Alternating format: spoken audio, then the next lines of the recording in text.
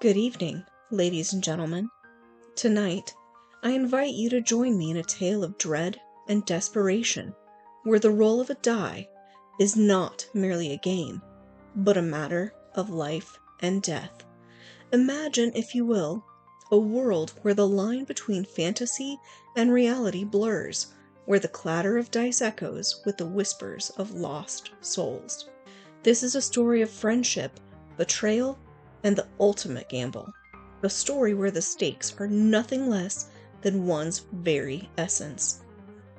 So settle in, dim the lights, and prepare yourself for a journey into the macabre. For once the dice begin to roll, there is no turning back. Let us begin Shadow Dice.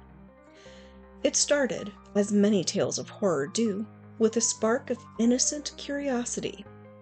5 friends, Evie, Marcus, Claire, Theo, and Jack, gathered in the dim, musty basement of Evie's crumbling Victorian house. The place smelled faintly of old wooden wax.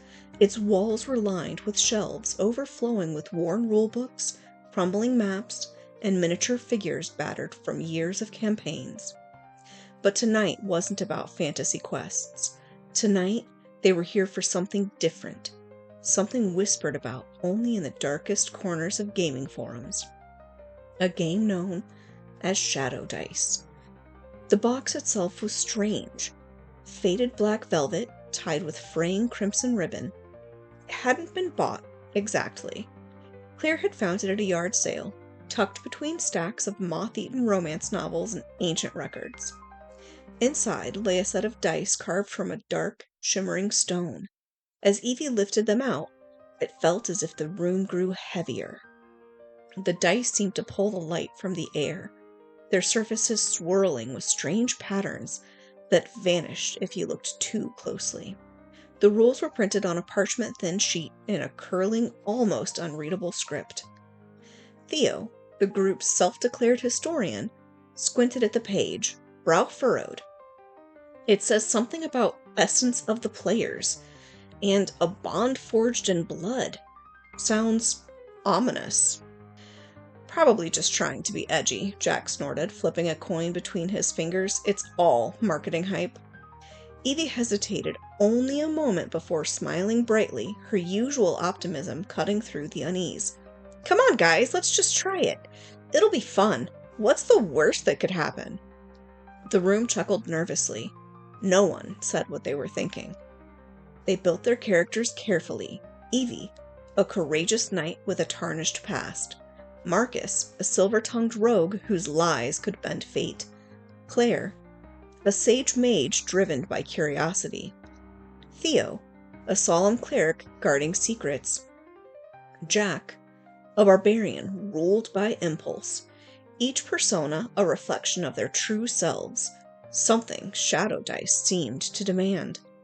Marcus rolled first.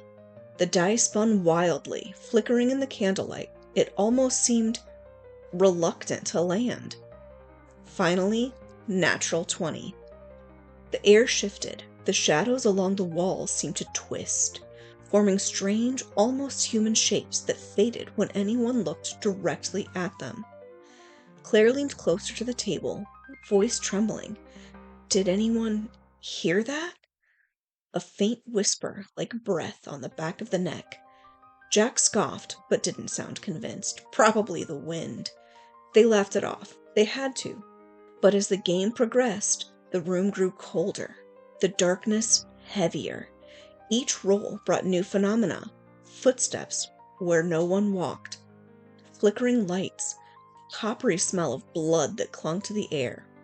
By the time they reached the first battle, a swarm of skeletal soldiers, the friends were visibly on edge. Theo hesitated as he picked up the dice. He rolled.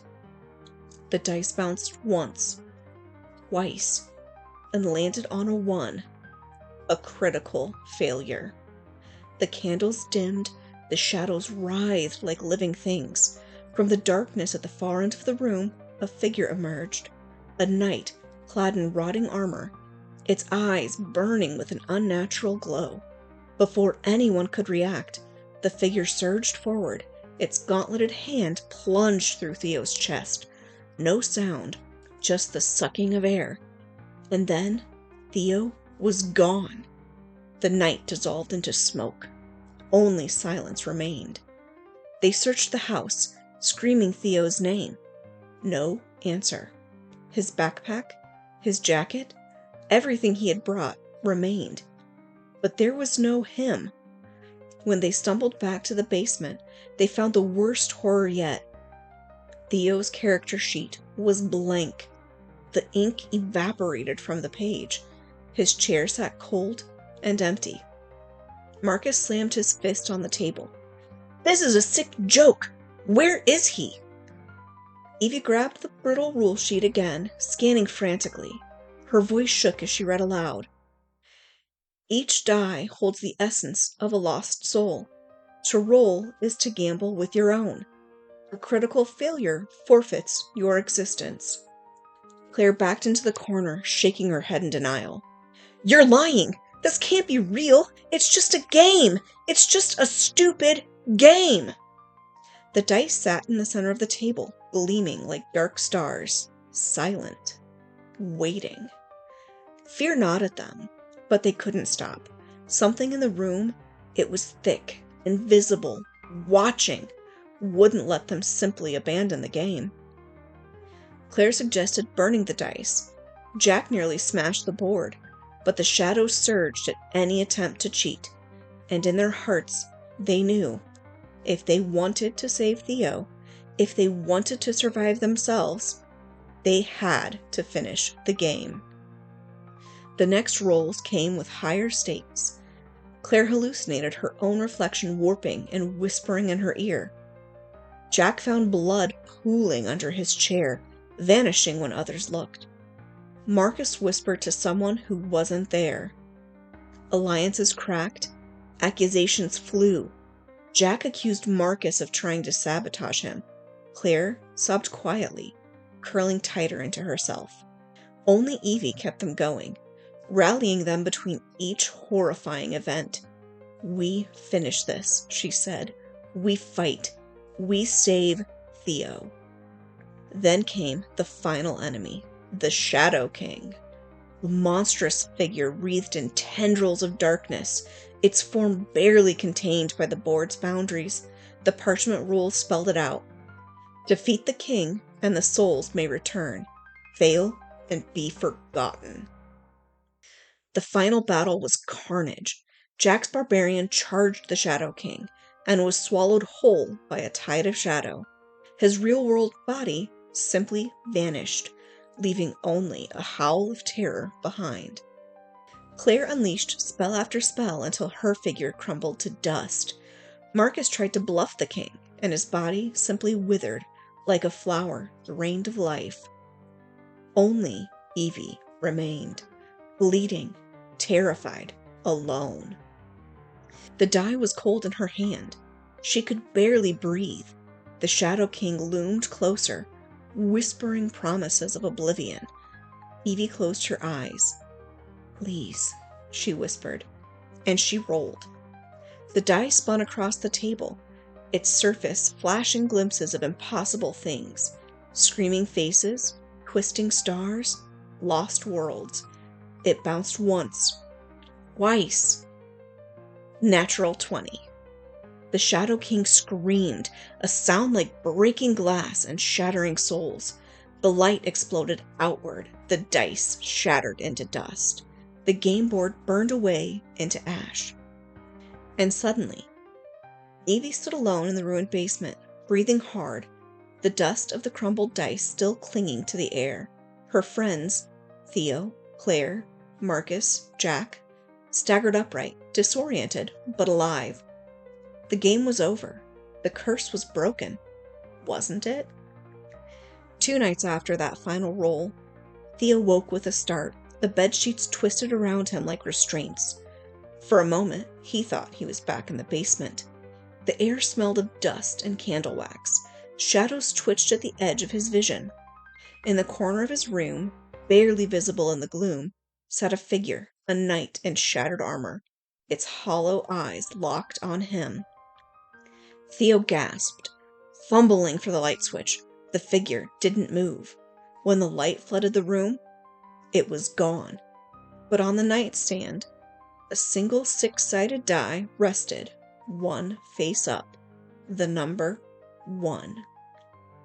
A week later, in the college library, Claire buried herself in studying, desperate for normalcy. She hunched over a book of ancient mythology, her mind foggy and exhausted. As she turned a page, something caught her eye in the reflective window beside her. Her reflection was wrong. It smiled when she didn't.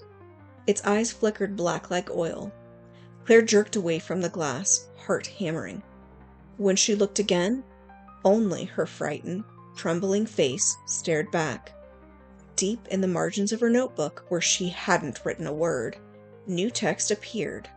Roll again. 3 weeks later, Marcus trudged down the empty street, the orange glow of streetlights stretching his shadow long across the pavement. He heard footsteps, quick, light, just behind him. He turned. No one. Again, he walked. Again, the steps. A whisper curled against his ear. You don't have to lose next time, Marcus. You can win. We can help you. He broke into a run, not stopping until he reached his apartment. When he slammed the door behind him, breathless, he found a small black envelope pinned to it. Inside, a single red die and a note. Play again. Evie stared at herself, gripping the bathroom sink so tightly her knuckles turned white. Since that night, her dreams had been filled with endless halls of mirrors, each reflecting a different version of her. Some smiling, some weeping, some hollow-eyed and broken. Sometimes she could hear the dice clattering behind the glass. Now, as she stared into her real-world mirror, her reflection tilted its head, and she didn't. A heartbeat passed, then another. Slowly, her reflection mimed the motion, catching up like a broken puppet. A smile that wasn't her own stretched across its face. Evie turned away, refusing to look further.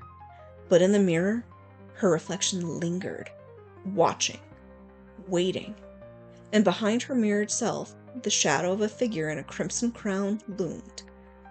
Weeks later, life was almost back to normal. The group tried to pretend it had never happened. The others clung to the illusion. But Evie knew better. At first, it was small things. People didn't seem to notice her when she walked past. Lights flickered when she entered a room. Animals recoiled from her shadow. And at night, in her dreams, she sat on a throne carved of blackened bone, surrounded by a court of featureless figures kneeling at her feet. Each night, she tried to resist the dreams. Each night, it grew harder. Then, one evening, as Evie stared into her bedroom mirror, her reflection spoke first. You won, Evie. You rolled the 20. You beat the king, the reflection smiled, and now you are queen. Evie staggered back, but the mirror rippled like water, and hands, long-fingered and shimmering with darkness, pulled her forward.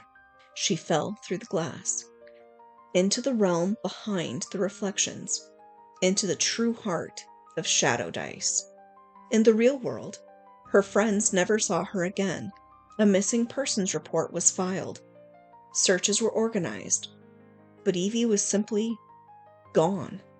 The only thing left behind was a small, ancient-looking box, wrapped in faded black velvet, tied with a fraying crimson ribbon, waiting for the next players. Deep in the hidden corridors of that other realm, Evie, no longer quite Evie, sat on a throne of swirling darkness. The crimson crown, twisted and thorned, rested upon her brow. Her eyes, once warm, now shimmered with the same void light as the cursed dice.